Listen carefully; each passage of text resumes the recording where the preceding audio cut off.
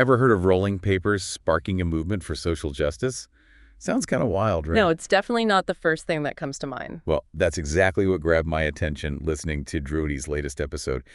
You know Drody always keeping it real. Oh, yeah, for sure. Always gets you thinking. This time he's got me fired up about the Last Prisoner Project. And what hit me hard is how this goes beyond just cannabis. It's about the slow grind of progress, you know? We've made strides with legalization, but there are still people behind bars for something that's not even a crime anymore. Total contradiction, right? It's like we're moving forward but leaving folks behind. Exactly. Yeah. Like, think about it. The civil rights movement, yeah, laws change, but real equality, that's a long fight. This is a reminder that justice takes time and constant pushing. It's a reality check for sure. So that's where the Last Prisoner Project, or LPP, comes in. Drody talks about how they're fighting like hell to get those folks out. And it's not just about freedom, right? Right.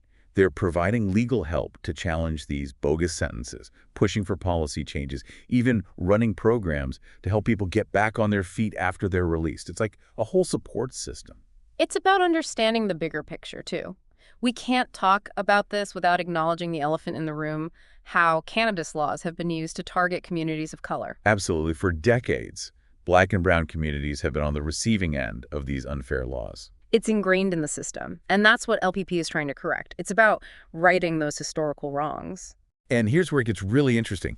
Drody talks about this awesome collaboration between LPP and, get this, Vibes Papers. You know Vibes, right? Those rolling paper guys. Yeah, for sure. Well, they went ahead and created these special release papers, and get this, proceeds go straight to LPP. I mean, how cool is that? That's putting your money where your mouth is.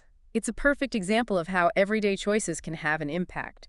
Buying a pack of these papers isn't just about, getting your smoke on. It's about putting your values front and center. Exactly.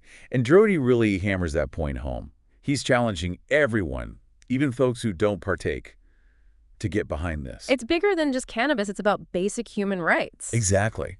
And sometimes it feels like, what can one person do, right? Yeah. But he's saying even small actions can snowball when we all pitch in. Absolutely. That's the thing about collective action. It all adds up. Like, yeah, one person buying a pack of rolling papers might not seem like much, but multiply that by thousands, it becomes a wave. It's about sending a message, you know? It's about putting power behind your convictions. This whole thing got me thinking, though. Like, beyond supporting companies that are doing good, what other ways can we push for change in the criminal justice system, in the cannabis industry, and beyond? It's a question worth chewing on. For sure. Like, how can we keep the momentum going, Exactly. It's a conversation that needs to keep happening. Absolutely.